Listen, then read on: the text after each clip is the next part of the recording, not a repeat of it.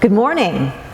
Before I start my comments, I'd like to highlight our Poet Laureate, Jessie McEntee, and her contribution to today's memorial. She has chosen an excerpt of The Parade by Billy Collins. How exhilarating it is to march along the great boulevards in the sunflash of trumpets and under all the waving flags, the flag of ambition, the flag of love.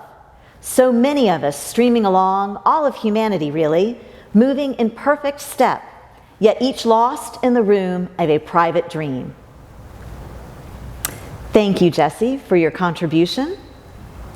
It is an absolute honor to be here with all of you on this day of solemn remembrance. Today we join Americans and communities all over this great nation to remember the brave men and women who gave their lives in service to our country. Before we begin, I want to acknowledge and thank the organizers of this event. The group is slightly different this year, with members of the VFW and American Legion, Parks and Recreation Department, and my own office, the First Selectwoman's office. They had very big shoes to fill, but they did it so very well. So thank you. As many of you know, we recently lost Mr. Parade, Bill Vorncall. He was a true Westport legend. He passed away in January at the age of 93. A veteran of the Korean War, Bill's dedication to Westport and its veterans is well known throughout our community. And it was Bill who served as the chair of Westport's Memorial Day Parade since 1970, who chose the American flag as the theme for this year's parade just before he passed. The flag is a symbol of freedom and the promise of America, and I think it is the perfect choice for this day and this moment in time as we come together to honor the men and women who sacrificed their lives to ensure our freedom and protect our democracy. It was beautiful to see our community, our friends and neighbors of all ages and from all walks of life, proudly waving their flags, united in their love of this country and its veterans, even in the rain. It is a testament to the respect and admiration with which we hold our veterans, both past and present. Throughout our history, people in search of a better life have given up everything to come to America, to pursue the American dream, and to proudly wave that flag. The diversity of our nation is one of our greatest strengths, and perhaps the greatest living example of that is the men and women who serve our country in uniform. They come together as strangers from varied backgrounds, some new to America and some following in the footsteps of generations of family members who have served. And they work together as one to accomplish a shared mission. Surely we can all learn from their example. The brutal reality of war is front and center every day on the news. It's a stark reminder to us all that we cannot take our freedom for granted.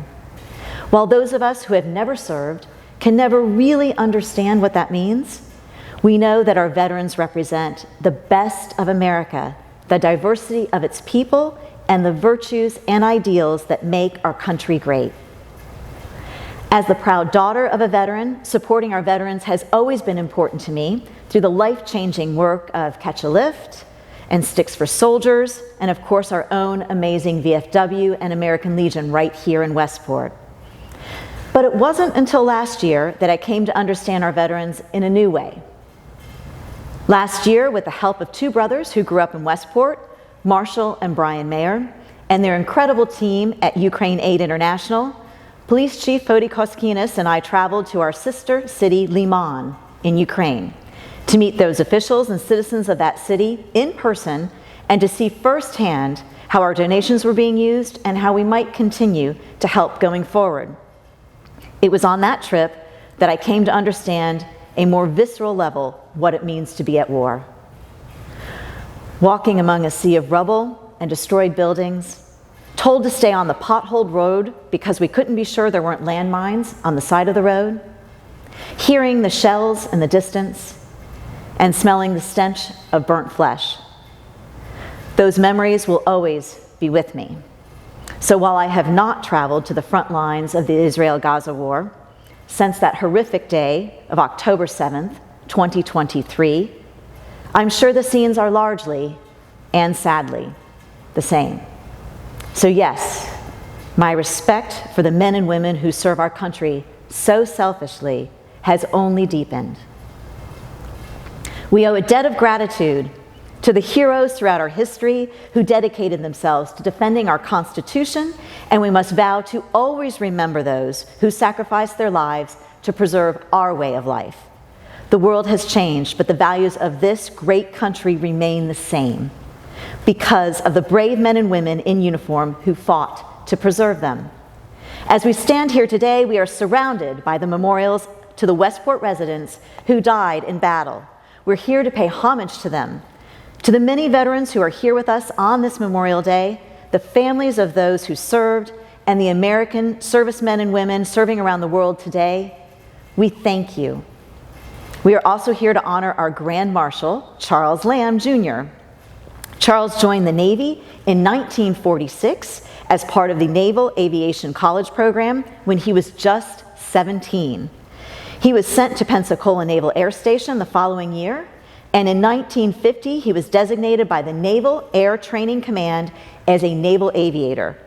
During his storied career, he amassed over 2,000 hours of flight time, earned 2 medals, flew 20 aerial combat missions during the Korean War, and rose to the rank of Navy lieutenant. He moved to Westport in 1971 and still lives in that same home on Saugatuck Shores. Charles continued to serve our community as a member of the RTM District 1 and the Zoning Board of Appeals, and in 2022, he was recognized by the state of Connecticut for his patriotic service to our country and to our community.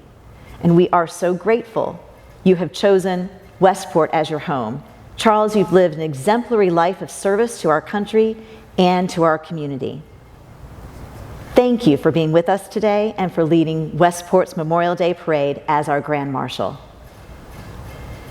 I would also like to make special mention of Westport's military veterans who passed away this year, with apologies in advance if we inadvertently missed anyone.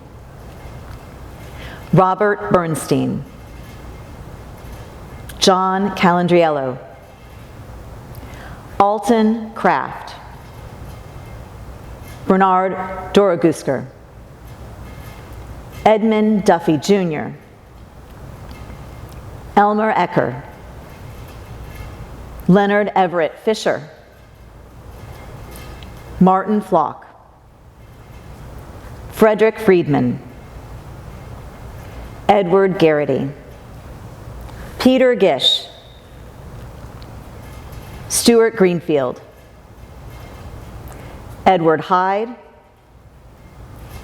Robert McCarthy, Robert McGrath, Kevin O'Grady, Richard Rao, Joseph Schachter, Evangelo Sardinas, George Valentino, William Vorncall. To the families of those we've lost, I hope it brings you some measure of solace to know that your loved ones live on in all of our hearts.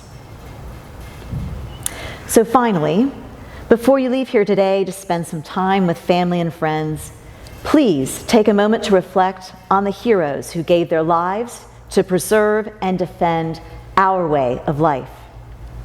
Just like the men and women in uniform never forget a fallen soldier, we must never forget that we are all here today because of them. It is a debt we can never truly repay. We can only strive to live up to their example and be worthy of their sacrifice. God bless you, God bless Westport, and God bless the United States of America.